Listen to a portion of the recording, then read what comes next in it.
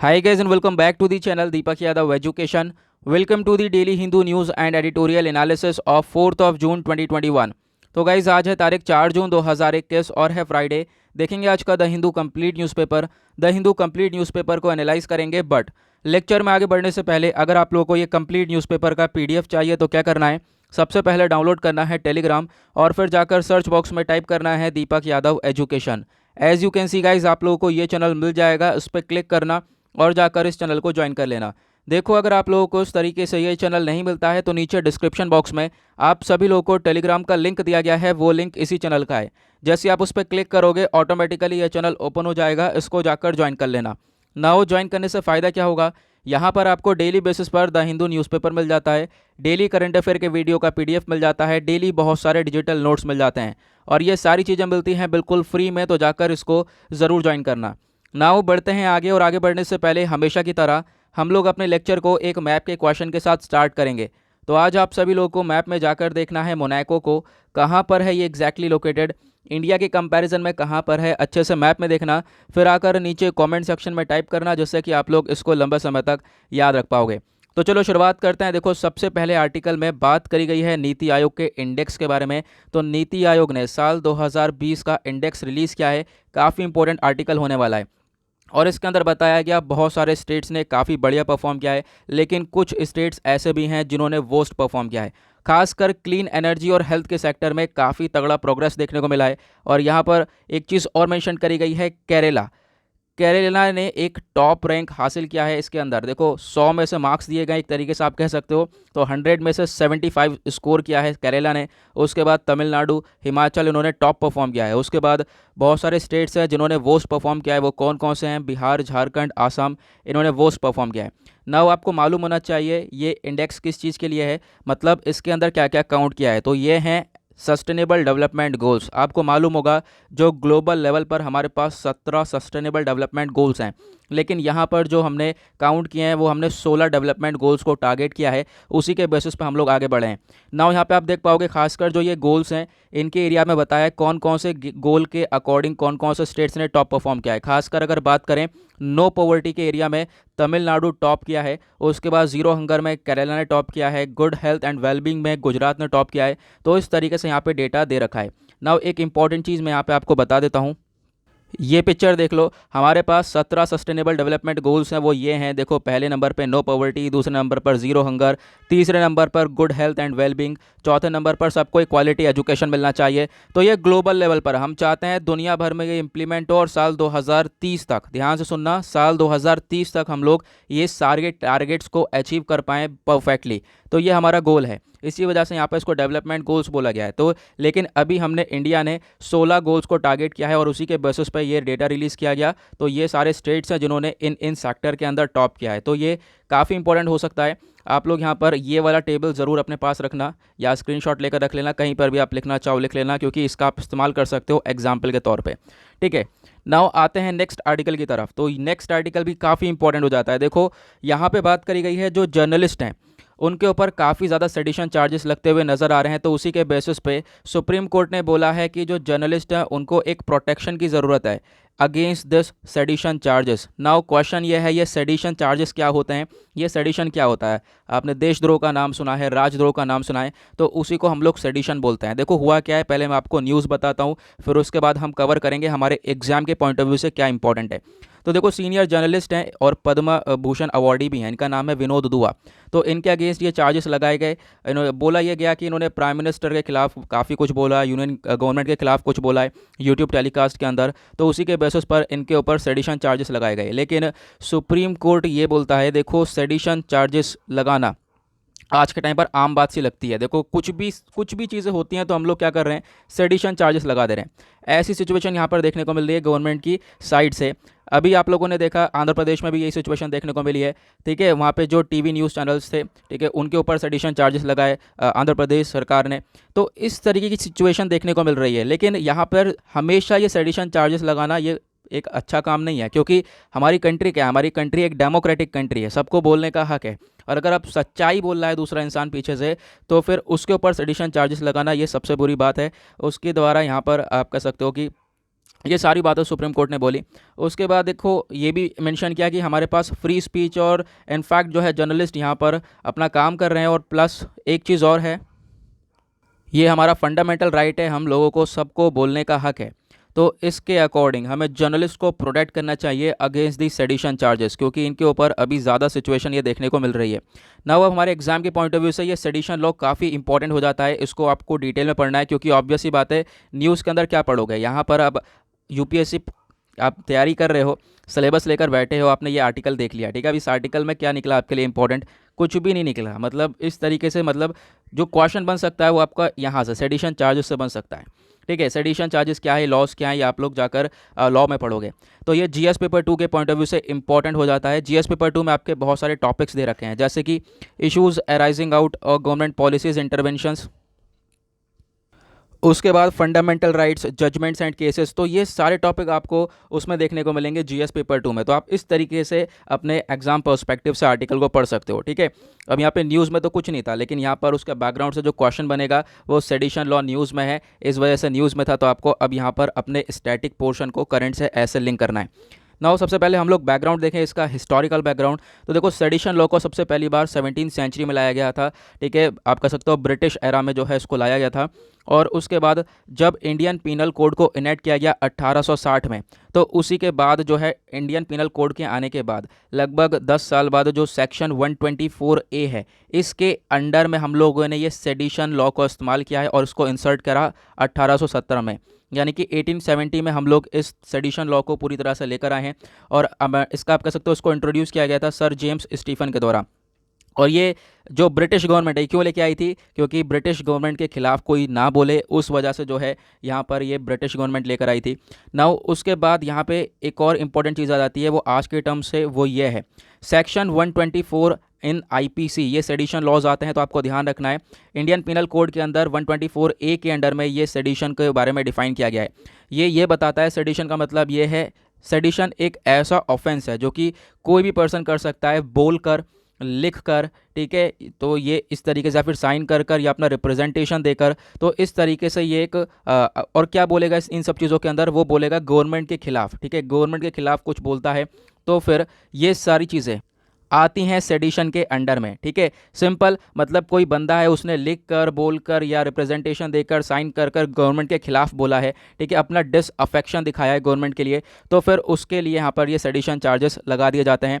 तो ये बेसिकली इसकी मीनिंग को डिफाइन किया गया है इसके अंदर, ठीक है। लेकिन इसके अंदर एक चीज़ याद रखना है, या हेट्रेड हो, नफरत दिखाए कोई, अपना डिसअफेक्शन दिखाए, और वो अगर लीगल बेसिस पर है, वो अगर सही मुद्दे पर वो चीज़ दिखा रहा है, तो उसको इस ऑफेंस के अंदर कॉन्स्टिट्यूट नहीं किया जाएगा। ऑब्वियस ही बात है, अगर सही मुद्दे पर कोई आवाज़ उठा रहा है तो उसके ऊपर भी सेडिशन चार्जेस लगा देते हैं, जैसे कि आज के टाइम पर ये प्रॉब्लम्स देखने को मिल रही हैं।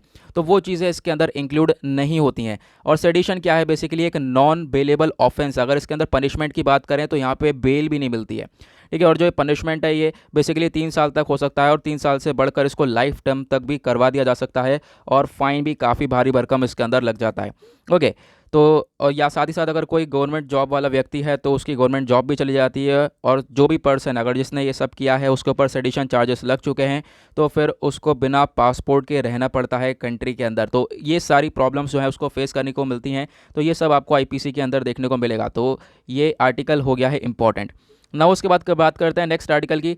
तो यहाँ पे अगेन जो मेहुल चौकसी के बारे में बात करी जा रही है, देखो पढ़ पढ़ के पक गए हैं पिछले काफ़ी टाइम से। तो हो सकता है यहाँ पे ये बोला गया है कि मेहुल चौकसी को जल्द से जल्द अभी इंडिया में लेकर आया जाएगा। मेहुल चौकसी कौन, एक छोटा सा इंट्रो दे देता हूँ भाई। वो देखो क्या है ना, इंडिया से फ्रॉड करके भागा था ये इंसान, पंजाब नेशनल बैंक से लगभग 13,000 करोड़ के आसपास का फ्रॉड करके ये भागा था। और फिर एंटीगुआ जाकर बस गया था, वहाँ पे एंटीगुआ की सिटीजनशिप ले ली थी, लेकिन फिर डोमिनिका गया, तो डोमिनिका में इसको अरेस्ट कर लिया गया था, ठीक है। ये इसकी पूरी कहानी है। नाउ अब अरेस्ट तो कर लिया गया है, तो उसको लेकर आया जाएगा कहाँ पर, इंडिया में, ओके। नाउ उसके बाद आते हैं नेक्स्ट आर्टिकल की तरफ। ये अगेन एक इंपॉर्टेंट आर्टिकल है, म्यूकरमाइकोसिस, काफ़ी दिनों बाद न्यूज़ के अंदर आया है, तो ऑब्वियस ही बात है इसको रिवाइज हम करने वाले हैं, क्योंकि बहुत दिनों बाद आया है। तो देख पाओगे जो इसके म्यूकरमाइकोसिस के केसेस हैं वो काफ़ी तेज़ी से बढ़ते हुए नजर आए, खासकर कोविड पेशेंट के अंदर ये म्यूकरमाइकोसिस हम लोग को देखने को मिल रहा था। अभी पिछले दिनों में ये जो म्यूकरमाइकोसिस को हम लोग ब्लैक फंगस भी बोलते हैं, ये काफ़ी तेज़ी से इंक्रीज़ हुआ था। आई होप आपने ब्लैक फंगस का नाम सुना ही होगा, ठीक है। नहीं सुना है तो चलो मैं अभी आपको बताता हूँ। ये आर्टिकल आपका जीएस पेपर 2 हेल्थ के पॉइंट ऑफ व्यू से इंपॉर्टेंट हो जाएगा। म्यूकरमाइकोसिस होता क्या है, सबसे पहले इसको आपको समझना है। तो म्यूकरमाइकोसिस आप कह सकते हो एक फंगल इन्फेक्शन है, ठीक है, एक फंजाई के थ्रू होता है। उसके साथ ये आपके brain, ear, nose, throat, mouth को ये अफेक्ट करता है पूरी तरह से। साथ ही साथ आइज़ को भी काफ़ी बुरी तरह से डैमेज करता है, ठीक है। उसके साथ यहाँ पे और क्या चीज़ें हैं, सबसे पहली बात आइज़ को काफ़ी बुरा इफेक्ट पड़ता है। इनफैक्ट जो है आपको दिखना कम हो जाता है, विजन कम सा होने लगता है, आइज़ जो है स्वेल हो जाती हैं, रेड कलर की हो जाती हैं। ऐसी प्रॉब्लम्स यहाँ पर देखने को मिलती हैं। इसका ट्रीटमेंट क्या होगा आगे मैं आपको बताऊँगा, लेकिन सबसे पहले ये जो डिजीज़ है इसके कॉजेज़ क्या है। तो इसको कॉज करने की सिचुएशन है वो है डायबिटीज़। डायबिटीज़ वालों को सबसे ज़्यादा ये डिजीज़ देखने को मिलती है। और उसी के साथ यहाँ पर कोविड-19 पेशेंट्स वालों के अंदर ये म्यूकरमाइकोसिस अभी हाल ही में कितनी तेज़ी से बढ़ा था, इसके पीछे रीज़न क्या है। इसके पीछे का रीज़न है कि इनको स्टीरॉइड्स वगैरह दिए गए थे, और स्टीरॉइड्स ज़्यादा देने से ग्लूकोज लेवल भी बॉडी के अंदर बढ़ जाता है। देन उसके बाद क्या होगा, ग्लूकोज लेवल बढ़ा मतलब डायबिटीज़ वाली सिचुएशन, तो उन पेशेंट्स के अंदर ये म्यूकरमाइकोसिस डेवलप होता हुआ नज़र आए।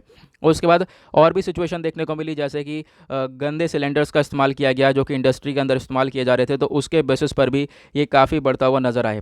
सिम्टम्स क्या हैं, तो इसके लक्षण है कि भाई नोज़ में सारी प्रॉब्लम्स होंगी, ब्लडी नोज़ होगी। उसी के साथ आइज़ आपकी आप कह सकते हो आइज़ में प्रॉब्लम्स होंगी, जॉ में पेन होगा, फीवर और फेशियल पेन हो रहा है। तो ऐसी प्रॉब्लम्स यहाँ पर देखने को मिल जाती हैं, दिखाई देना कम हो जाता है। नाउ ट्रीटमेंट की अगर हम बात करें तो मेन ट्रीटमेंट इसका है एम्फोटेरिसिन बी, तो ध्यान रखना ये इसका ट्रीटमेंट है। और दूसरी एक चीज़, ये ब्लैक फंगस कोई नई बीमारी नहीं है, म्यूकरमाइकोसिस पहले से ही हमारे पास ये है अवेलेबल, लेकिन ये वापस से उभर कर आई है, तो उसी वजह से ये न्यूज़ के अंदर है। ओके ना, उसके बाद मैंने आपको यहाँ पर ट्रीटमेंट बता दिया। और दूसरा ट्रीटमेंट यह है कि स्टीरॉइड्स वगैरह का इस्तेमाल कम करना होगा और शुगर लेवल वगैरह आपका डाउन रखना होगा। तो इसका मेन जो है ये ट्रीटमेंट होने वाला है। प्रिवेंटिव मेजर्स वही रख सकते हो, यानी कि preventive is better than cure. आपने समझा ही होगा कि पहले से ही हम लोग अगर प्रोटेक्शन करके चलेंगे, तो पहले क्या है कि देखो अगर आप लोग शुगर लेवल मेंटेन करके चलते हो तो हो सकता है ये बीमारी आपके अंदर आए ही ना। ओके, ये हो गया हमारा म्यूकरमाइकोसिस के बारे में कंप्लीट आर्टिकल। ना उसके बाद एक छोटा सा आर्टिकल दिया गया है, व्हाट्सएप को लेकर बातचीत करी गई है। बोला ये गया है, देखो व्हाट्सएप आज के टाइम पर काफ़ी परेशान कर रहा है मतलब क्या है कि गवर्नमेंट ने आईटी रूल्स लेकर आया था, आपको मालूम है गवर्नमेंट ने आईटी रूल्स 2021 ये 25 फरवरी को लेकर आई। अब उसके बाद व्हाट्सएप ने इसको फॉलो नहीं किया, और प्लस व्हाट्सएप अपनी प्राइवेसी पॉलिसी लेकर आ चुका है। और व्हाट्सएप बार बार जो है अपना आप कह सकते हो प्राइवेसी वाला मैसेज जो है बार बार सेंड कर रहा है, जिसने भी एक्सेप्ट नहीं करी है। तो एक तरीके से यहाँ पे आप देख पाओगे क्या स्टेटमेंट यूज़ किया गया है सरकार के द्वारा, WhatsApp was bombarding million of its existing users. तो उनको बॉम्बार्डिंग कर रहा है मैसेजेस की, देखो क्योंकि एक्सेप्ट नहीं करोगे तो व्हाट्सएप नहीं चला पाओगे, एक्सेप्ट आपको करनी पड़ेगी प्राइवेसी पॉलिसी, ऐसा व्हाट्सएप खुद बोलता है। उसके बाद यहाँ पर आप देख पाओगे ये वाला पिक्चर मैंने आज के थंबनेल में भी लगा रखा है। तो अभी क्या है, सेंट्रल विस्टा प्रोजेक्ट जो है शुरू हो चुका है, कितनी कोशिश कर ली रोकने की, ये रुका नहीं है फिलहाल, अभी यहाँ पर ये चल रहा है। ओके ना, उसके बाद नेक्स्ट आर्टिकल ये है कि सेंटर ने, केंद्र सरकार ने 30 करोड़ जो है डोजेस बुक कर दिए हैं नई वैक्सीन के। नई वैक्सीन कौन सी है, ये बायोलॉजिकल ई है, ठीक है। तो आप कह सकते हो हैदराबाद बेस्ड वैक्सीन है बायोलॉजिकल ई। वैक्सीन बायोलॉजिकल ई नहीं है, हैदराबाद बेस्ड वैक्सीन फर्म है ये बायोलॉजिकल ई। तो इसके थ्रू रिजर्व कर लिए हैं 30 करोड़ डोजेस। तो ये हम लोगों को देखो कब तक अवेलेबल होंगे, ठीक है। तो अच्छी बात है अगर यहाँ पर इतने डोजेस हम लोग इसको आप कह सकते हो कि बुक कर रहे हैं। तो उसी के साथ जो हमारी मिनिस्ट्री ऑफ एक्सटर्नल अफेयर है, इंडिया से बात चली रही है बाहर की, हम लोग बाहर से भी कोशिश कर रहे हैं कि जो फाइज़र है, J&J, जॉनसन एंड जॉनसन है, मॉडर्ना वैक्सीन्स है, इन सब को हम अपनी कंट्री के अंदर लेकर आ सकें। इनफैक्ट इनकी मैन्युफैक्चरिंग हम अपनी कंट्री के अंदर लोकली करवा सकें, तो ये ज़्यादा बेनिफिट होगा। तो इसके लिए भी काफ़ी हद तक काम चल रहा है। फिलहाल अभी के लिए यहाँ पर कुछ इंपॉर्टेंट नहीं है, तो आप इसको पढ़कर हटा सकते हो, ठीक है, ऊपर ऊपर से पढ़ सकते हो। नाउ आते हैं नेक्स्ट आर्टिकल की तरफ। नाउ मॉनसून आ चुका है केरला के अंदर, उसके बारे में डिस्कशन किया गया। आईएमडी यानी इंडियन मेट्रोलॉजिकल डिपार्टमेंट, जिसको हम लोग मौसम विभाग बोलते हैं, इसने यहाँ पर प्रेडिक्शन दी है नॉर्मल रेनफॉल होगी। और आपको ध्यान रखना है नॉर्मल रेनफॉल का मतलब क्या है। नॉर्मल रेनफॉल का परसेंटेज होता है 96% से 104% तक। और अभी आपको मालूम होगा पिछले 2 दिन पहले एक और न्यूज़ आई थी कि आईएमडी ने अपना ये जो एलपी है यानी कि लॉन्ग पीरियड एवरेज, ठीक है, जो लंबे समय से बारिश हो रही है उसको मेजर करके यहाँ पे बनाया जाता है। तो उसको बेसिस पर पहले हम लोगों के पास ये 98% के आसपास यहाँ पे देखने को मिलता था, लेकिन उसको बढ़ाकर 101% कर दिया था। ठीक है, कि मतलब ये जो नॉर्मल बारिश है वो आपको ध्यान रखना है, 96% से लेकर 10% के बीच में अगर होती है तो वो एकदम 104% के बीच में होती है तो उसको हम लोग नॉर्मल रेनफॉल बोलते हैं। ओके, नाउ आईएमडी का हेडक्वार्टर आपको दिल्ली के अंदर देखने को मिल जाएगा, और आईएमडी का मेन काम यही है प्रिडिक्शन करना, बताना कि वेदर कल कैसा होने वाला है, साथ ही साथ कोई साइक्लोन्स वगैरह आएंगे तो फिर उसके बारे में सब प्रिडिक्शन करके बताता है ये। और अभी आईएमडी ने काफ़ी सारी प्रेडिक्शन करी है, 1 जून से लगातार प्रेडिक्शन कर रहा है मानसून आएगा आएगा, लेकिन अभी यहाँ पर ऐसा देखने को नहीं मिला है। तो अभी यहाँ पर ये सिचुएशन देखी जा रही है। आगे बढ़ते हैं। नाउ आते हैं नेक्स्ट एक और इम्पॉर्टेंट आर्टिकल की तरफ। देखो, पीएमजीकेवाई के बारे में आपने सुना ही होगा, प्रधानमंत्री गरीब कल्याण अन्न योजना। नहीं सुना है तो अभी यहाँ पर आपको पता चल जाएगा। तो इसके अंदर जो भी रिसिपिएंट्स हैं उन्हें लगभग 30% तक अभी रिसिपिएंट्स ऐसे हैं जिनको ये अनाज नहीं मिला है, और ये कौन से महीने का, मई महीने की बात हो रही है। तो मई के महीने का इतना अनाज नहीं मिला है, क्योंकि सरकार ने अनाउंस किया था कि हम लोग मई जून के बेसिस पर यानी 2 महीने के लिए फ्री में यहाँ पर ये अनाज प्रोवाइड करवाएंगे। ठीक है, ताकि जो कोविड की सिचुएशन है उससे जो है लोग निकल सकें, साथ साथ जो पुअर पीपल है उनको यहाँ पे एक मदद प्रोवाइड करवा सके। लेकिन अभी तक यहाँ पर ये पूरी तरह से इंप्लीमेंट नहीं हुआ है। डेटा ये बताता है 79.25 करोड़ बेनिफिशरीज आते हैं किसके अंदर, नेशनल फूड सिक्योरिटी एक्ट के अंदर, लेकिन इतने करोड़ लोगों को ये बेनिफिट देना था, लेकिन इनमें से अभी तक 55 करोड़ लोगों तक ही ये हेल्प पहुंची है। ठीक है, 5 kg पर पर्सन ये पहुंचाया है हमने, लेकिन अभी भी काफ़ी सारे लोग हैं जिन तक ये मदद नहीं पहुंची है। तो ये ग्रेन्स अभी प्रोवाइड करवाने हैं, और यहाँ पे 30% लोग रह जाते हैं, और ये पिछले महीने का है। इनफैक्ट जून लग चुका है, तो अब तो जून के महीने का ये राशन मिलेगा। फिलहाल अभी पिछले महीने का यही रह गया है, तो उसके बारे में ये डेटा दिया गया है ना। अब आप कहोगे यहाँ पे इंपॉर्टेंट क्या है, तो एग्जाम के पॉइंट ऑफ व्यू से डेफिनेटली एक इंपॉर्टेंट चीज़ है। वो क्या है, वो हम लोग पढ़ने वाले हैं। इस स्कीम के बारे में, इस योजना के बारे में काफ़ी इंपॉर्टेंट हो जाती है। तो योजना के बेसिस पे काफ़ी सारे क्वेश्चंस भी बनते हैं, जीएस पेपर 2, जीएस पेपर 3 के अंदर भी बन जाते हैं। नाउ प्रधानमंत्री गरीब कल्याण अन्न योजना के बारे में बात करेंगे तो प्रेम्स के पॉइंट ऑफ व्यू से काफ़ी इंपॉर्टेंट हो जाता है। ये आप जीएस पेपर 3 से रिलेट कर सकते हो। देखो, फूड ग्रेन्स की बात हो रही है, ठीक है, बफर स्टॉक की बात हो रही है, फूड सिक्योरिटी की बात हो रही है, फूड सिक्योरिटी प्रोवाइड करवाई जा रही है। और इस आर्टिकल के अंदर एक वर्ड आया है पीडीएस, पब्लिक डिस्ट्रीब्यूशन सिस्टम, जिसको हम लोग बोलते हैं। यही राशन कार्ड, जो राशन पे आपको मिलता है, क्या करती है सरकार, किसानों से कम दाम पे खरीद कर, किसानों से एक आप कह सकते हो कि किसानों से खरीद कर जो है फिर उसके बाद स्टेट्स के पास आता है, फिर स्टेट्स जो हैं आपको ये प्रोवाइड करवाती हैं। तो इस तरीके से पब्लिक डिस्ट्रीब्यूशन सिस्टम हमारा चलता रहता है, जिसको आप लोग राशन बोलते हो। ठीक है, ये आपको जो मिलता है। तो ये सब टॉपिक्स आपके आ जाते हैं जीएस पेपर 3 में, तो उसी के पॉइंट ऑफ व्यू से इंपॉर्टेंट हो जाता है। तो प्रधानमंत्री गरीब कल्याण अन्न योजना के बारे में अगर हम बात करते हैं तो अभी ये कुछ दिन पहले की न्यूज़ है। देखो, मैंने इसको पढ़ाया भी था। ठीक है, जो स्कीम है ये लाई गई थी अभी कुछ दिन पहले फिर से, मतलब स्कीम तो काफ़ी पहले आ चुकी है, इसको वापस से इसको अनाउंस किया गया कि मई और जून के महीने में हम लोग बेनिफिट्स देने वाले हैं काफ़ी सारे लोगों को, क्योंकि लॉकडाउन लग चुका था और लॉकडाउन की वजह से बहुत सारे लोगों को परेशानियां हो रही थी। तो उनको एक रिलीफ देने के लिए यहाँ पर मई और जून के लिए वापस से अनाउंस किया। अब आपको ध्यान होगा पिछले साल भी इस स्कीम के अंडर में काफ़ी महीने तक ये फ्री में आप कह सकते हो राशन प्रोवाइड किया गया था ना। उसी तरीके से मई और जून के महीने में वापस से ये सारी चीज़ें प्रोवाइड करवाई गई हैं। कुछ की पॉइंट्स है, वो क्या है, सबसे पहले पीएमजीकेवाई के बारे में आपको इसकी फुल फॉर्म याद रखनी है, वो याद रखना। और उसके बाद एक ये नोडल मिनिस्ट्री है, खासकर ये मिनिस्ट्री ऑफ फाइनेंस के अंडर में आती है। इन्होंने अब पिछले साल 2020 में भी अनाउंस किया था, आपको मालूम होगा अप्रैल में जून में अनाउंस किया था कि हम लोग फ्री में राशन देंगे। ठीक है, एक पर पर्सन यहाँ पे प्रोवाइड करवाया जाएगा बहुत कम दाम में। ठीक है, फिर उसके बाद इसको एक्सटेंड कर दिया गया, बढ़ा दिया गया नवंबर 2020 तक। इसके अंदर 80 करोड़ राशन कार्ड होल्डर्स थे, वही जो कि एनएफएसए के अंडर में आते हैं। तो उसी तरीके से यहाँ पर अभी ये वापस से सिचुएशन क्रिएट हुई है, तो वापस से हमने इसको अनाउंस किया कि मई और जून के महीने में दिया जाएगा। अब यहाँ पे मई और जून के महीने का, तो अभी मई के महीने का बहुत सारे लोगों को नहीं दिया गया है, वो तो हमारी करंट न्यूज़ हो गई। लेकिन पिछली बार और अब की बार में एक डिफरेंस आपको मालूम होगा। जो पिछले साल ये राशन मिल रहा था आपको, उसके अंदर 1 किलो दाल भी मिल रही थी या फिर काला चना मिल रहा था, इस तरह की चीज़ें मिल रही थी। लेकिन अब की बार यहाँ पर सिर्फ और सिर्फ आपको राइस या वीट मिल रहा है। और एक्सपेंडिचर जो है, इसका खर्चा पूरा का पूरा गवर्नमेंट ऑफ इंडिया उठा रहा है। और गवर्नमेंट ऑफ इंडिया ने डिक्लेयर कर दिया कि 26,000 करोड़ रुपए यहाँ पे खर्च करे जाएंगे, ताकि जो है इन लोगों को जो है ये फ़ायदा पहुँचाया जा सके। ओके, ना उसके बाद आता है नेक्स्ट आर्टिकल की तरफ। तो आपको मालूम होगा कल से ये आर्टिकल काफ़ी ज़्यादा न्यूज़ के अंदर है और काफ़ी इंपॉर्टेंट हो जाता है। इसके बारे में हमने आज के डेली करंट अफेयर के वीडियो में भी डिस्कशन किया है। तो इंडिया और इसराइल और फिलिस्तीन के बीच के कॉन्फ्लिक्ट की बात हो रही है। तो आपको मालूम होगा अभी पिछले कुछ दिनों में इसराइल और फिलिस्तीन के बीच में काफ़ी ज़्यादा कॉन्फ्लिक्ट हुआ है, और इसी को देखते हुए यूएनएचआरसी के अंदर ये मुद्दा पहुंचा United nation human right council में।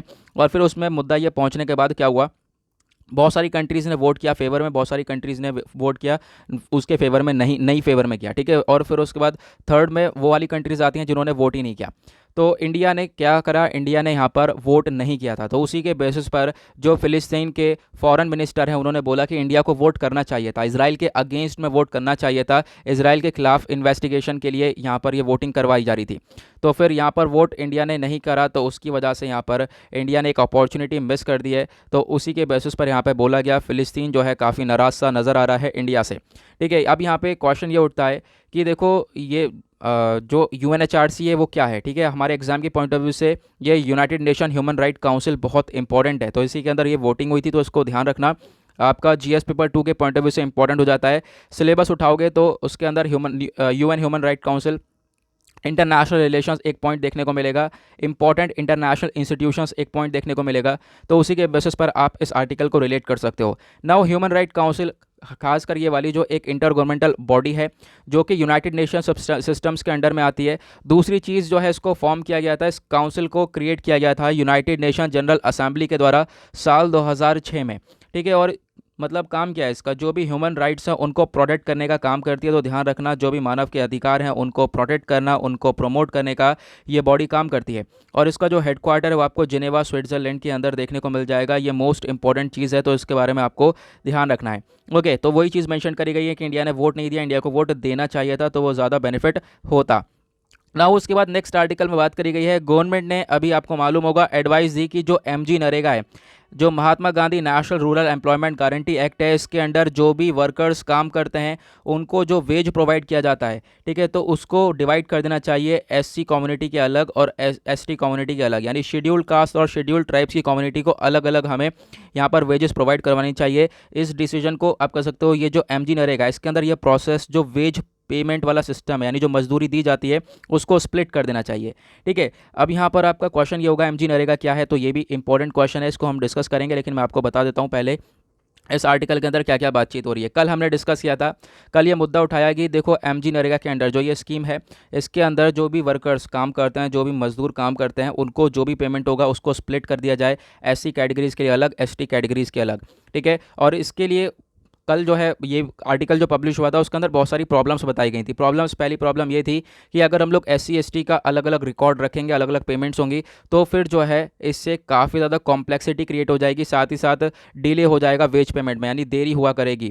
तो ऐसा तो यहाँ पर मतलब ये जो अभी प्रोसेस ये बताया जा रहा है कि ऐसा कुछ भी नहीं होगा, हम लोग इसी तरीके से करने वाले हैं। एससी एसटी पॉपुलेशन को अलग तरीके से हम लोग ये वेज पेमेंट करने वाले हैं। इससे फ़ायदा हो क्या होगा, फ़ायदा ये होगा, बजट के अंदर जब भी डिस्कशन किया जाता है तो हम बता तो सकते हैं एससी के लिए इतना करा गया है, एसटी कम्युनिटी के लिए इतना किया गया है। तो ऐसी चीज़ें यहाँ पर बोली जा रही है कि देखो जो भी इन्फॉर्मेशन है वो प्रोवाइड करवा सकती है कि कितना बेनिफिट दिया गया है एससी को, कितना कितना बेनिफिट दिया गया है एसटी को। तो ये चीज़ें हम लोग को देखने को मिलेंगी।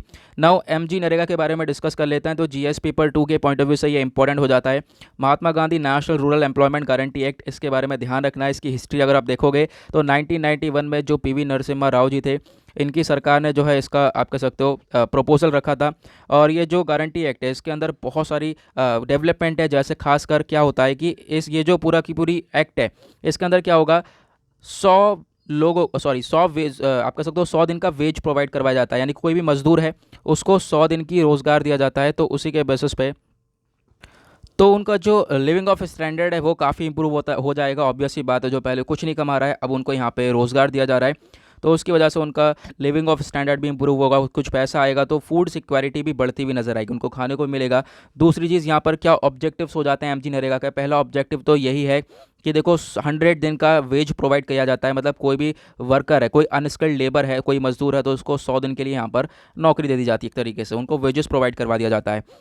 इकोनॉमिक सिक्योरिटी भी बढ़ती है, उसके साथ साथ जो लोग हैं, जो आप कह सकते हो लेबर है, वो एक स्टेट से दूसरे स्टेट में माइग्रेट करती है, काम करने के लिए जाती है, तो वो चीज़ भी ख़त्म हो जाएगी। तो वहाँ पर लोग अपने पास ही रहकर, अपने घर के पास ही रहकर जो है काम कर सकते हैं, ये बेनिफिट उन लोगों को मिल जाता है। इस एक्ट के अंडर में। ओके, ना उसके बाद यहाँ पे व्हाट्सएप से रिलेटेड कुछ इशू था, वो मैंने अभी आपको पेज नंबर 1 पे डिस्कस किया है। पेज नंबर 9 पे कोई भी इंपॉर्टेंट आर्टिकल नहीं है, आप लोग यहाँ पर देख सकते हो। हाँ, एक छोटा सा आर्टिकल यहाँ पर दे रखा है, वो है जो मिनिस्ट्री ऑफ एक्सटर्नल अफेयर्स है हमारे, उन्होंने बोला है कि जो लाइन ऑफ एक्चुअल कंट्रोल है वहाँ पर अभी भी डिसएंगेजमेंट पूरी तरह से नहीं है, डिसएंगेजमेंट अभी भी अनफिनिश्ड है। तो लाइन ऑफ एक्चुअल कंट्रोल पर क्या चल रहा है आपको मालूम होगा, जो इंडिया और चाइना के बीच में डिस्प्यूट है वो यहीं पर शुरू हुए थे और यहीं पर ही आज तक हम लोग देख पा रहे हैं ऐसे डिस्प्यूट्स चलते रहते हैं। तो इन्हीं बॉर्डर एरियाज़ के अंदर हालांकि उन्होंने डिसएंगेजमेंट किया है, लेकिन वो वाली बात नहीं है, जैसा कि बोलने से कुछ नहीं है। अभी यहाँ पर ऐसी प्रॉब्लम्स हम लोग को देखने को मिलती है। अभी तक आप कह सकते हो कि नेक्स्ट जो राउंड ऑफ टॉक होने वाली है वहाँ तक हम लोग और सिचुएशन सही करेंगे। खासकर कोशिश ये रहेगी कि जल्द से जल्द इस लाइन ऑफ एक्चुअल कंट्रोल के अंदर इस डिसएंगेजमेंट को मेंटेन किया जाए। नाउ इसी टॉपिक से रिगार्डिंग मैं आपको एक चीज़ और बताना चाहूँगा, वो एक इंपॉर्टेंट चीज़ है। यहाँ पर आप मैप देख पा रहे होंगे, मैप में ये चाइना हो गया, नीचे इंडिया देखने को मिलेगा। तो इस वाले रीजन में अभी ये डिस्प्यूट हुआ था, जो अक्साई चीन वाला रीजन है। अक्साई चीन वाला रीजन चाइना ने कब्जा रखा है, पीओके वाला रीजन पाकिस्तान ने कब्जा रखा है। ठीक है, नाउ यहाँ पर अब आप देख पाओगे जो इंडिया और चाइना के साथ बॉर्डर एरियाज़ में काफ़ी सारे डिस्प्यूट रहता है, और खासकर वो 3 जगह है जहाँ जहाँ पे डिस्प्यूट रहता है। वो एक वेस्टर्न सेक्टर के अंदर इस वाले एरिया में डिस्प्यूट रहता है, विवाद रहता है इन दोनों का। सेंट्रल सेक्टर में डिस्प्यूट रहता है, और ईस्टर्न सेक्टर में अरुणाचल वाले एरिया में भी इन दोनों ही के बीच में डिस्प्यूट रहता है। तो आपको ध्यान रखना है, ये बेसिकली 3 जगह पर ये दोनों आपस में लड़ते रहते हैं। खासकर चाइना की हरकतें ऐसी हैं कि वो दूसरे की टेरिटरीज़ में घुसना चाहता है, वहाँ पर ज़मीन कब्जा करना चाहता है। तो इस तरीके की प्रॉब्लम्स यहाँ पर देखने को मिल जाती हैं। नौ आते हैं नेक्स्ट आर्टिकल की तरफ। अगेन एक और इंपॉर्टेंट आर्टिकल है, वर्ल्ड बैंक की स्टडी करी गई और ये बताया गया है कि ब्लैक कार्बन के लिए आपको एक स्ट्रॉन्ग पॉलिसीज़ को लेकर आना पड़ेगा, क्योंकि आज के टाइम पर ब्लैक कार्बन की वजह से बहुत ज़्यादा प्रॉब्लम्स क्रिएट हो रही हैं। एटमॉस्फेयर के अंदर टेम्परेचर बढ़ रहा है, और टेम्परेचर बढ़ने की वजह से जो भी हमारे ग्लेशियर हैं वो पिघल रहे हैं। तो ऐसा यहाँ पर स्टेटमेंट दिया गया है। देखो, ब्लैक कार्बन जो डिपॉजिट है आज के टाइम पर, जो ह्यूमन एक्टिविटीज़ के थ्रू होता हुआ नज़र आ रहा है, उसके वजह से बहुत सारे रीजन्स के अंदर बहुत प्रॉब्लम हो रही है। खासकर ग्लेशियर जो बर्फ़ है वो पिघल रही है। उसके बाद रिसर्चर्स ने ये बताया, जो हिमालय है, काराकोरम है, हिंदू कुश है, ये जो माउंटेन रीजन्स है, यहाँ पर जो ग्लेशियर्स हैं वो काफ़ी पिघलते हुए नज़र आ रहे हैं। और उसी के साथ इसी के लिए हम लोग को ज़रूरत है कि आज के टाइम पर इसको कंट्रोल किया जा सके, क्योंकि ग्लेशियर मेल्ट यानी कि एक डिस्ट्रक्शन है, ये फ्लड को क्रिएट करेगा, साथ ही साथ सी लेवल को राइज करेगा, सॉइल इरोजन होगा। तो ऐसी प्रॉब्लम्स हम लोगों को देखने को मिल जाती हैं। नाउ ब्लैक कार्बन है क्या, अब आप लोगों का क्वेश्चन ये होगा, चलो मैं आपको बताता हूँ, ये भी अच्छे से कवर। नाउ ब्लैक कार्बन को आप यहाँ पर समझ सकते हो। देखो, काफ़ी इंपॉर्टेंट आर्टिकल हो जाता है, क्योंकि होता क्या है ना, यूपीएससी में एनवायरमेंट की पॉइंट ऑफ व्यू से काफ़ी सारी चीज़ें पूछी जाती हैं, साथ ही साथ साइंस एंड टेक से रिलेटेड बहुत सारे आर्टिकल्स पूछे जाते हैं। तो आपने एग्जाम्पल वो पिछले साल का आपने प्रीलिम्स का पेपर देखा होगा, तो साइंस एंड टेक्नोलॉजी के क्वेश्चन भरे हुए थे, एनवायरमेंट के बहुत सारे क्वेश्चन थे।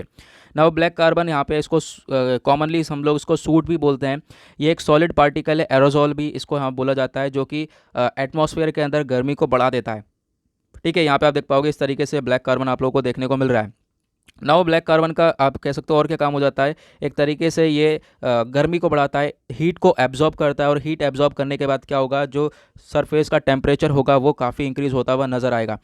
और उसके बाद ये काफ़ी दिनों तक रहता है, टिका हुआ रहता है। इंडिया चाइना जो है लार्जेस्ट एमिटर है। इंडिया आप कह सकते हो, चाइना तो टॉप पर आता है, चाइना सबसे ज़्यादा एमिट करता है ब्लैक कार्बन को। उसके बाद इंडिया सेकंड लार्जेस्ट एमिटर है। यहाँ पे भी काफ़ी हद तक ये एमिशन देखने को मिलता है ब्लैक कार्बन का। ठीक है, यूएसए भी इसी लिस्ट के अंदर है। नाउ आई होप आप इसके बारे में समझ गए होंगे। नाउ सोल्यूशन क्या है, देखो सोल्यूशन कुछ बताएगा, जैसे कि इलेक्ट्रिक व्हीकल्स का आप इस्तेमाल करो, क्योंकि पोल्यूशन वगैरह से भी ब्लैक कार्बन देखने को मिलता है। तो आप इलेक्ट्रिक व्हीकल्स का इस्तेमाल करो, और साथ ही साथ लिक्विफाइड पेट्रोलियम गैस का इस्तेमाल करो कुकिंग के लिए। और जो आज के टाइम पर ईंट के भट्टे होते हैं, देखो वहाँ से काफ़ी पोल्यूशन होता है, तो उसके लिए आपको अपग्रेड करना पड़ेगा, उसके लिए कोई दूसरी टेक्नोलॉजी लानी पड़ेगी, उसी के बेसिस पर हम लोग इसको ख़त्म कर सकते हैं। नाउ अभी भी कुछ इंपॉर्टेंट चीज़ें यहाँ पर रह जाती हैं, जो कि हमारे एग्जाम के पर्सपेक्टिव से काफ़ी इंपॉर्टेंट होती हैं। वो कौन कौन सी हैं वो चलो हम लोग डिस्कस करते हैं। यहाँ पर क्या होगा, क्वेश्चन आपसे ही पूछा जा सकता है कि एक सेकेंड, ब्लैक कार्बन तो आपने पढ़ लिया, क्वेश्चन ये बन सकता है ब्लैक कार्बन का इम्पैक्ट क्या पड़ेगा एनवायरनमेंट के ऊपर। तो देखो, ब्लैक कार्बन क्या करता है, अर्थ के एटमॉस्फेयर को और ज़्यादा गर्म कर देता है। इससे क्या होगा, जो स्नो और आइस वगैरह हैं ये पिघलते हुए नजर आएंगे। एक स्ट्रॉन्गेस्ट एब्जॉर्बर होता है, आपको ध्यान रखना है, ये जो सनलाइट है और हीट को डायरेक्टली एब्जॉर्ब करता है। फिर उसके बाद ये एब्जॉर्ब करने के बाद ऑब्वियस सी बात है, गर्म होगा, एटमॉस्फेयर के अंदर प्रेजेंट है, तो वो एटमॉस्फेयर के अंदर गर्मी भी पैदा करेगा। उसी के साथ ये इंफ्रारेड रेडिएशंस को पास करता है, और इसके थ्रू भी टेम्परेचर काफ़ी ज़्यादा बढ़ता हुआ नज़र आता है। और आज के टाइम पर जो हिमालयन ग्लेशियर्स पिघल रहे हैं उसमें काफ़ी बड़ा योगदान भी है इसका ब्लैक कार्बन का।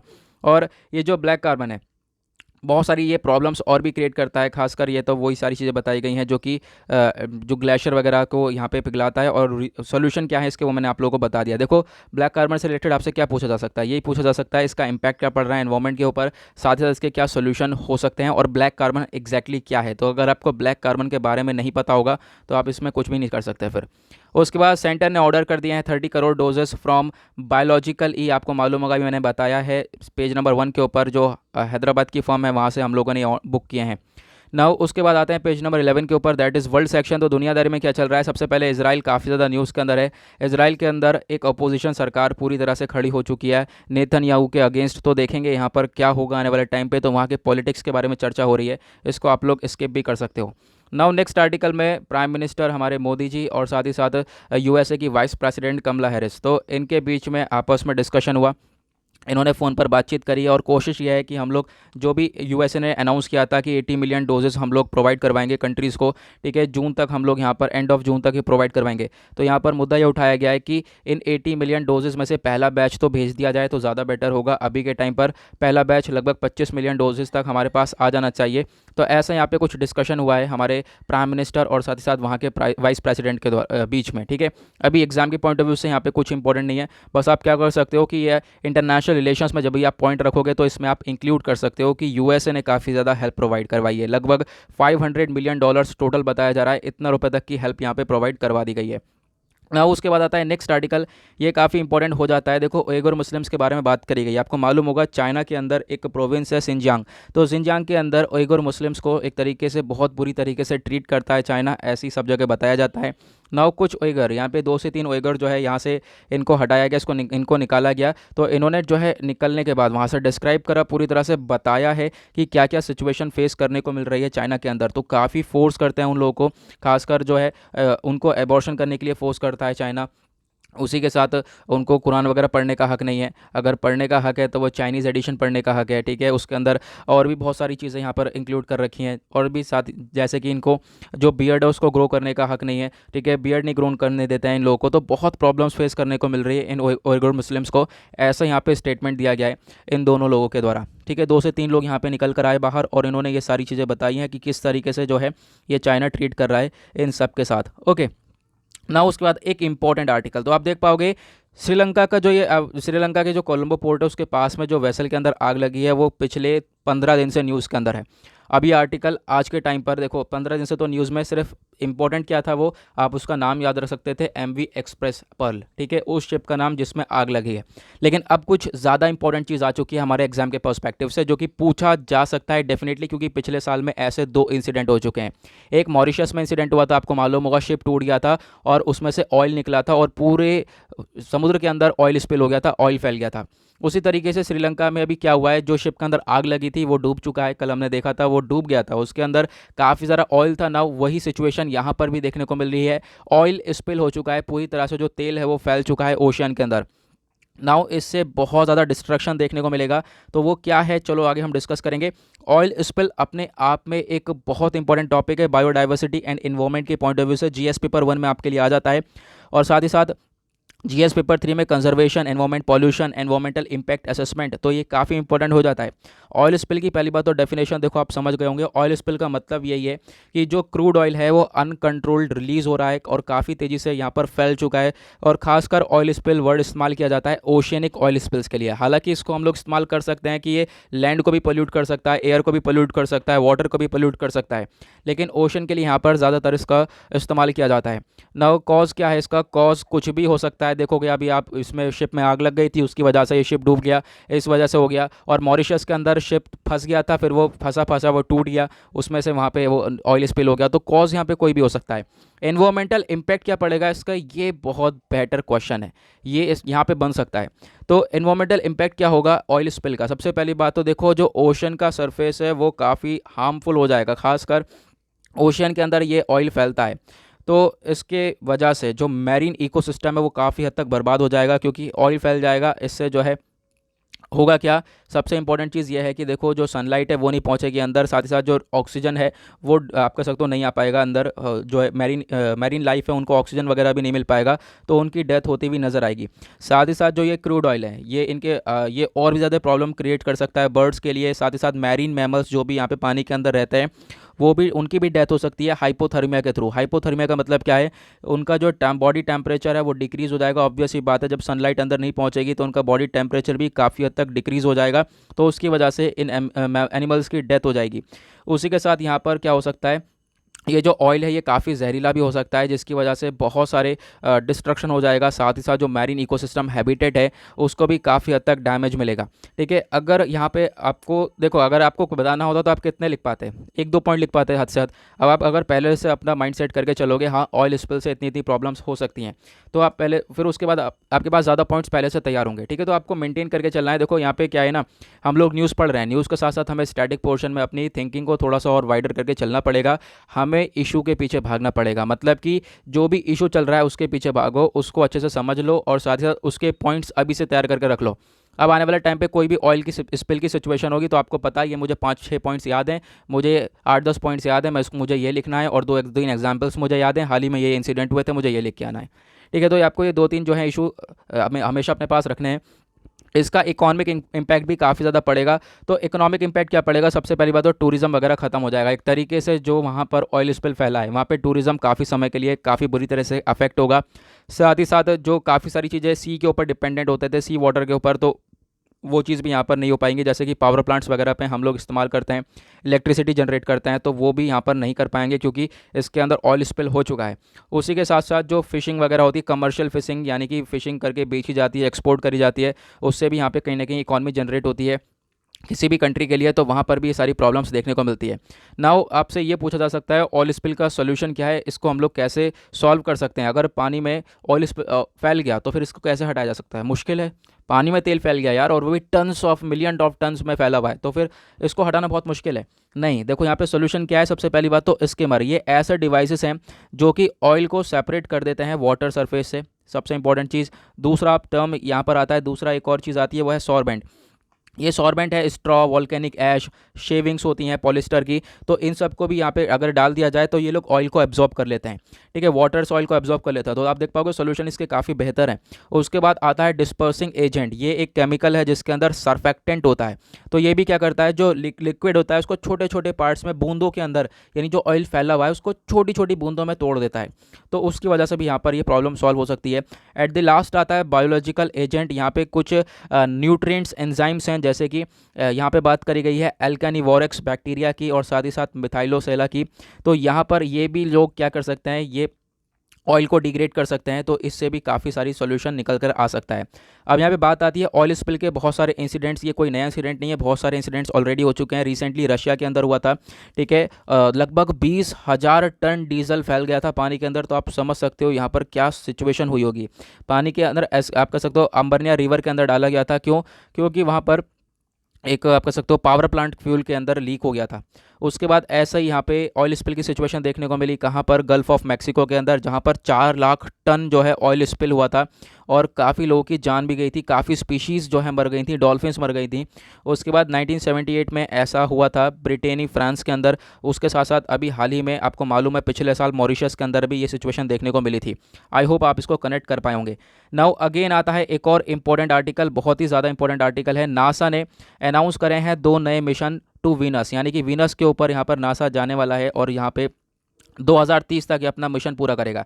आज वीडियो इसलिए लंबा हो गया क्योंकि आज एडिटोरियल इंपॉर्टेंट हमारे पास एक भी एडिटोरियल इंपॉर्टेंट नहीं है, एक इंपॉर्टेंट है, वो मैं भी आपको आगे बताऊंगा। इसी वजह से बाकी सारे आर्टिकल्स हमारे लिए बहुत इंपॉर्टेंट है। नाउ ये वाला आर्टिकल अपने आप में एक बहुत बड़ा टॉपिक है, इसको मैंने सुबह के डेली करंट अफेयर के वीडियो में डिस्कस किया है, लेकिन बहुत सारे लोग वो वीडियो नहीं देखते हैं, तो मैं आपको यहाँ पर भी बता दूंगा। तो नासा ने 2 मिशन लॉन्च किए हैं वीनस के ऊपर, कि वीनस के ऊपर जाएंगे और वहाँ पर जो है सर्च वगैरह करेंगे, अच्छे से पता लगाएंगे कि क्या क्या चीज़ें हैं। ऑब्वियस ही बात है, क्यों जाने की बात करी जाती है, क्योंकि उस पर रिसर्च एंड डेवलपमेंट किया जाए, पता लगाया जा सके उसका ओरिजिन कैसा हुआ है या और भी सारी डेवलपमेंट्स कैसी हुई हैं। नाउ क्वेश्चन यहाँ पर ये है, ये पूरा मिशन है क्या, तो ये काफ़ी इंपॉर्टेंट टॉपिक है, नासा का नया मिशन टू वीनस। तो जीएस पेपर 3 के पॉइंट ऑफ व्यू से इंपॉर्टेंट है, और जीएस पेपर 3 में आपका साफ साफ सिलेबस देखोगे तो स्पेस टेक्नोलॉजी ये लिखा हुआ है, तो वहाँ के लिए डेफिनेटली आप सिंपल सा इसको रिलेट कर सकते हो। न्यूज़ के अंदर क्यों है, क्योंकि नासा ने अनाउंस किए 2 रोबोटिक मिशन टुवर्ड्स वीनस, और उन दोनों मिशन का नाम क्या है, तो आपको ध्यान रखना है उस मिशन का। पहले मिशन का नाम है डा विंसी प्लस पहला है, और इसमें क्या होगा कि हम लोग वीनस के जो आप कह सकते हो उसका एटमॉस्फेयर है, उसको एनालाइज करेंगे। उसका जो थिक क्लाउडी वेनुसियन एटमॉस्फेयर है उसको एनालाइज किया जाएगा पूरी तरह से, ठीक है। उसके बाद यहाँ पे नेक्स्ट जो मिशन होने वाला है, अभी हमने देखा 2 मिशन है, एक तो डाविंसी प्लस है और दूसरा एक और मिशन है, वो उसको हम लोग बोलते हैं वेटिरस करके, ठीक है।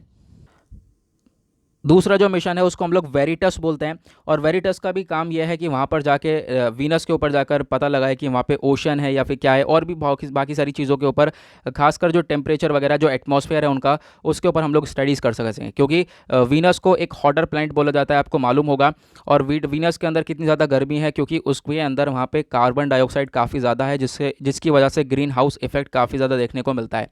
नौ क्या नासा ही ऐसा काम कर रहा है, इससे पहले वीनस के लिए किसी ने कोई मिशन नहीं किया? तो ऐसा नहीं है, प्रीवियसली बहुत सारे मिशंस हुए हैं। खासकर यूएस की बात करें तो यूएस ने मैरिनर सीरीज़ करी थी 1962 में 1974 तक। उसके साथ यूएस का एक और मिशन था पायनियर वीनस, उसके बाद पायनियर वीनस 2, फिर उसके बाद मैगेलन। इस तरीके के यहाँ पर मिशन कर चुका है यूएस। उसके बाद रशिया भी काफ़ी सारे वीनस को लेकर काफ़ी मिशन कर चुका है, जैसे कि Venera series of space craft, और साथ ही साथ वेगस 1 एंड वेगस 2। जापान भी यहाँ पे मिशन कर चुका है आकात्सुकी करके 2015 में। यूरोप भी कर चुका है वेनस एक्सप्रेस 2005 में। ना अब कहोगे इंडिया कहाँ रह गया, तो इंडिया कर रहा तो नहीं है अभी, लेकिन इंडिया करने वाला है। इंडिया की प्लानिंग ये है कि हम लोग एक नया ऑर्बिटर लॉन्च करेंगे, शुक्रयान टू वीनस। तो वीनस पे यहाँ पे लॉन्च किया जाएगा, लेकिन साल 2024 तक ये चीज़ें होती हुई नजर आएंगी। ना वीनस के बारे में बात करेंगे तो देखो, वीनस आपको मालूम है एक प्लैनेट है। तो यहाँ पे सबसे पहली बात तो इसका जो नाम है वो कैसे आया है, Roman goddess of love and beauty के तौर पर इसका वीनस का नाम रखा गया है। और आप देख पाओगे सन के बाद ये सेकंड प्लैनेट है। सन के बाद क्या आता है, मरकरी, मरकरी के बाद वीनस, वीनस के बाद अर्थ। तो अर्थ और वीनस काफ़ी हद तक सिमिलर हैं, यहाँ पे ये बोला जाता है। वीनस जो है अर्थ के बिल्कुल पास में ही है, और वीनस को एक सेकंड ब्राइटेस्ट नेचुरल ऑब्जेक्ट भी बोला जाता है। रात में काफ़ी ज़्यादा चमकता है, और स्टार के बाद यहाँ पर ये काफ़ी ब्राइटेस्ट है, ठीक है। सितारों के बाद ये भी काफ़ी हद तक चमकता है। और जैसे कि बाकी सारे प्लैनेट जो हैं सोलर सिस्टम के अंदर, आप कह सकते हो जैसे कि अर्थ है वो एंटी क्लॉकवाइज घूमता है, लेकिन वीनस और यूरेनस जो हैं ये दोनों ही क्लॉकवाइज घूमते हैं अपने एक्सिस पर। इसके बारे में ध्यान रखना। नाउ वीनस को एक हॉटेस्ट प्लैनेट बोला जाता है, क्योंकि यहाँ पर कार्बन डाइऑक्साइड का एक हाई कंसंट्रेशन है, और जिसकी वजह से ग्रीन हाउस इफेक्ट काफ़ी भारी मात्रा में प्रोड्यूस होता है। उसकी वजह से यहाँ पे गर्मी काफ़ी ज़्यादा है। उसके साथ साथ एक दिन जो वीनस के अंदर है वो 1 साल के बराबर होता है, आपको ध्यान रखना है। यानी कि एक दिन 1 साल के बराबर होता है वीनस के अंदर, ये आपने सुना भी होगा पहले। नाउ वीनस को अर्थ का आप कह सकते हो जुड़वा भी बोला जाता है। क्यों? क्योंकि एक तो अर्थ के बिल्कुल पास में है, दूसरी चीज़ इन दोनों के बीच में काफ़ी सारी सिमिलैरिटीज़ हैं। इनके मास को लेकर, इनके साइज़ को लेकर, डेंसिटीज़ वगैरह काफ़ी हद तक सिमिलर हैं। और इतना सिमिलर है कि इसके अलावा और कोई प्लैनेट जो है अर्थ के साथ सिमिलर नहीं होता। तो आपको ध्यान रखना है। उसके साथ साथ यहाँ पर और भी हम लोग को चीज़ें आने वाले टाइम पे पता चल सकती हैं। नेक्स्ट आर्टिकल यहाँ पे अभी कुछ इंपॉर्टेंट नहीं है, यहाँ पर बिजनेस सेक्शन पर आएंगे। इकोनॉमी से रिलेटेड आर्टिकल है, बात करी गई है जो सर्विस एक्सपोर्ट है वो काफ़ी हद तक बढ़ता हुआ नजर आया है। सर्विस एक्सपोर्ट बढ़ा है 6.4% से मई के अंदर, तो एक्सपोर्ट हमारा राइज हो रहा है, तो काफ़ी अच्छी बात है। अभी यहाँ पर कुछ भी पढ़ने के लिए नहीं है। देखो इकोनॉमी से रिलेटेड जो डेटा होता है ना, ये जो यहाँ पे आपको बहुत सारी परसेंटेजेस देखने को मिलेंगी, इतने परसेंटेज से इंक्रीज़, इतने परसेंट से डिक्रीज़, उसको बिल्कुल छोड़ दो, बिल्कुल स्किप कर दो। यहाँ पे ये सारा डेटा आपको हेल्प नहीं करने वाला। आपको सिर्फ छोटी सी इन्फॉर्मेशन रखनी है, एक्सपोर्ट बढ़ने से क्या फ़ायदा होगा और इंपोर्ट बढ़ने से क्या नुकसान होगा। नाउ आगे बढ़ते हैं, चलते हैं अपने एडिटोरियल सेक्शन की तरफ। नाउ यहाँ पे आते हैं page number 6, that is editorial section. देखो पहले आर्टिकल में सेंटर और स्टेट को लेकर वैक्सीन के बारे में चर्चा करी गई है। सिंपल, मैं क्या बता रहा हूँ, इंपॉर्टेंट एडिटोरियल आज का आया ही नहीं है। ये आर्टिकल अगेन हेल्थ को लेकर बात करता है। किस चीज़ को लेकर? देखो रूरल हेल्थ केयर आज के टाइम पर, यानी गाँव के अंदर जो भी हेल्थ केयर है उसमें काफ़ी ज़्यादा ज़रूरत है उसको फिक्स करने की। वही बात, वापस वही वाली बात है जो कि हम लोग पिछले साल से पढ़ते हुए आ रहे हैं कि हमें अपना हेल्थ इंफ्रास्ट्रक्चर को डेवलप करना पड़ेगा, हेल्थ इंफ्रास्ट्रक्चर को स्ट्रॉन्ग करना पड़ेगा, वैक्सीन को अवेलेबल करवाना पड़ेगा, ध्यान देना पड़ेगा उन एरियाज़ में जहाँ पर ये कोविड सबसे ज़्यादा है, और कलेक्टिव रिस्पॉन्सिबिलिटी दिखानी पड़ेगी। यानी जो सेंटर और स्टेट है दोनों को मिलकर काम करना पड़ेगा। वही सिंपल सी बात, वही जो हम लोग पढ़ते हुए आ रहे हैं, उन्हीं चीज़ को बार बार यहाँ पर दोहराया गया है। कुछ सॉल्यूशन दिए गए हैं। देखो ये आर्टिकल में पूरा पढ़ चुका हूँ, तो मुझे पता है यहाँ पर ये आपके लिए इंपॉर्टेंट नहीं है। जहाँ पर ये इंपॉर्टेंट होगा, जहाँ पर रिलेट करना होगा आपको अपने सिलेबस से, मैं वहाँ पर डेफिनेटली बताऊँगा। तो ये कुछ सॉल्यूशंस बताए गए हैं, खासकर इन रूरल एरियाज़ के अंदर क्या क्या सॉल्यूशन हो सकता है। जैसे कि आप कह सकते हो कि बेड्स प्रोवाइड करवा सकते हो, एक्सरे मशीन और लेबोरेटरीज़ वगैरह जनरेट कर सकते हो। तो वहाँ पर इस तरीके की हम लोग हेल्प प्रोवाइड करवा सकते हैं। और एट द लास्ट एक इंपॉर्टेंट सॉल्यूशन, वैक्सीन अपने आप में एक बहुत बड़ा सोल्यूशन है। ओके, नाउ उसके बाद नेक्स्ट आर्टिकल यहाँ पर बात करता है लॉन्ग स्टैंडिंग टाइज़ के बारे में। देखो ये क्या है, इसमें मतलब वही वाली बात अभी हमने डिस्कस किया था। देखो मैंने इस वजह से बोलता हूँ कि छोटे मोटे जो आर्टिकल होते हैं ना उसको पढ़ लिया करते हैं, इसी वजह से मैं आपको पढ़ा देता हूँ, क्योंकि ये आने वाले टाइम पे एक एडिटोरियल पर जनरेट हो जाता है। तो हमने डिस्कस किया था कि दिल्ली के सीएम चीफ मिनिस्टर केजरीवाल ने क्या बोल दिया था कि सिंगापुर में जो बच्चों को लेकर आप कह सकते हो कि कोविड फैला था, तो उसको क्रिटिसाइज़ किया। नाउ उसको बाद यहाँ पे सिंगापुर ने अपने जो है बोला कि ऐसा नहीं करना चाहिए था इंडिया को, इंडिया ने जो है ये स्टेप उठाया है। उसके बाद हमारे भी बहुत सारे मिनिस्टर्स हैं, उन्होंने जो है चीफ मिनिस्टर को बोला कि चीफ मिनिस्टर को ऐसा नहीं बोलना चाहिए था। तो ऐसी चीज़ यहाँ पर देखने को मिली। तो उसके बारे में बात करी गई है कि अगर ऐसा कोई स्टेटमेंट आता है, ऐसा कोई कमेंट करता है, तो इससे जो है कंट्रीज़ के जो रिलेशंस हैं वो ख़राब हो सकते हैं, ऐसा यहाँ पर बताया गया है। तो आप इसको पढ़ सकते हो जनरली, और यहाँ पर कुछ भी नहीं है, इसको आप पढ़ के निपटा दो। उसके बाद हाँ, ये आर्टिकल है, इसके ऊपर मैं आपको एक आंसर राइटिंग देने वाला हूँ। ठीक है, एक आंसर राइटिंग दूंगा तो उसके बेसिस पर डिस्कस करेंगे। फिलहाल यहाँ पे क्या है, टैरिफ को लेकर बातचीत करी गई है, आपको मालूम होगा, मैं आपको बता देता हूँ क्या है इसका मुद्दा। तो डोनाल्ड ट्रंप ने टैरिफ को लॉन्च किया था, आपको मालूम है कि 25% टैरिफ लगाया जाएगा अगर मान लो इंडिया जो है यूएस के अंदर कुछ एक्सपोर्ट कर रहा है। तो हम अगर यूएस को कुछ एक्सपोर्ट कर रहे हैं तो उसके ऊपर टैरिफ लगेगा, तो ऑब्वियस ही बात है हमारा कहीं ना कहीं घाटा होता हुआ नजर आएगा। इनफैक्ट यहाँ पे कितना बताया था, 118 बिलियन डॉलर्स का यहाँ पर आप कह सकते हो ये नुकसान हो सकता है। और इस तरीके की चीज़ें यहाँ पर इंप्लीमेंट नहीं होनी चाहिए। जो वर्ल्ड है वो आज के टाइम पर इस टैरिफ को अफोर्ड नहीं कर सकता, यही इस पूरे आर्टिकल का स्टेटमेंट है। क्योंकि टैरिफ लगने से क्या होगा, आज के टाइम पर पहले से कोविड-19 की सिचुएशन चल रही है, इकॉनमी पहले से ही काफ़ी सारी कंट्रीज़ के बर्बाद है। अब आप टैरिफ लगा दोगे तो जो भी कंट्री अपना पैसा जनरेट कर रही है एक्सपोर्ट करके, वो भी कहीं ना कहीं लॉस में चली जाएगी। तो ऐसी सिचुएशन देखने को मिलती है। नाउ ये जो टैरिफ है इसका अनाउंसमेंट करा गया था 6 कंट्रीज़ के लिए। बेसिकली इन 6 कंट्रीज से जो भी यहाँ पे एक्सपोर्टिंग होगी उसके ऊपर टैरिफ लगाया जाएगा। खासकर किस किस के लिए, जैसे कि ऑस्ट्रिया, इंडिया भी इसके अंदर है, Austria, India, Italy, Spain, Turkey. ठीक है, तो इन कंट्रीज़ के लिए यहाँ पर और यूके, मतलब इनके लिए यहाँ पर ये टैरिफ वगैरह लगाए गए थे, उसके बारे में यहाँ पर डिस्कशन किया गया है। नाउ इसके बेसिस पे क्या होगा, मैं एक आर्टिकल आपको और ज़्यादा एक आंसर राइटिंग में डिटेल में डिस्कशन दे दूंगा। इसके ऊपर अभी और रिसर्च की ज़रूरत है, क्योंकि ये आर्टिकल अपने आप में बहुत छोटा आर्टिकल है और ये पेंडिंग आर्टिकल है। आप लोग खुद पढ़ के देख सकते हो, एक पेंडिंग आर्टिकल है, तो इसको यहाँ पे पूरा करना पड़ेगा। ठीक है, और भी बहुत सारी चीज़ इसके अंदर ऐड करनी पड़ेंगी ना। उसके बाद आज फ्राइडे है, तो फ्राइडे में आप यहाँ पर ये वाला आर्टिकल देख सकते हो।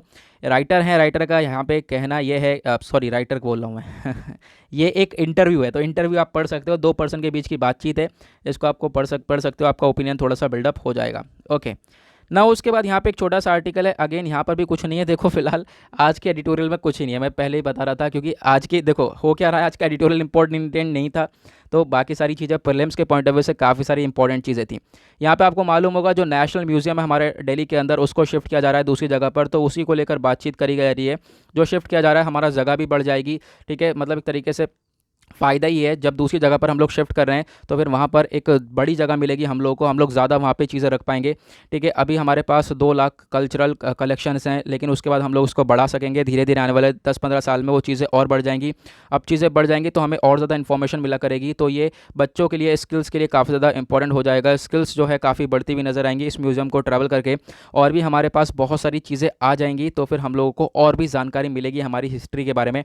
तो ऐसा यहाँ पर बोला गया है, और ज़्यादा यहाँ पर कुछ नहीं है। और बोला ये गया कि देखो ऐसा जो सिस्टम है म्यूज़ियम को लेकर, वो पहले भी और लोग भी जो है इसको शिफ्ट कर चुके हैं, जैसे कि इजिप्ट के अंदर ये किया गया था। इससे काफ़ी बेनिफिट मिला है, क्योंकि इजिप्ट के अंदर भी कलेक्शन बढ़ा है उसके बाद, तो यहाँ पे कलेक्शन बढ़ता हुआ हम लोग को नज़र आ सकता है। सिंपल। तो आपको एडिटोरियल को आज का स्किप कर सकते हो, आज का एडिटोरियल यही खास है, ये कुछ खास है, तो इसके बारे में मैं डिस्कशन ऑलरेडी मैं आपको एक जो है आंसर राइटिंग फ्रेम करके दे दूंगा, जिस तरीके से मैं आपको देता रहता हूँ।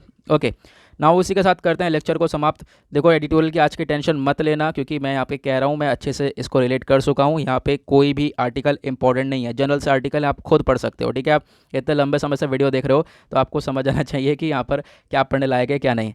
ना मिलते हैं आप लोगों से नेक्स्ट वीडियो में, आज के लिए bye bye, have a nice day.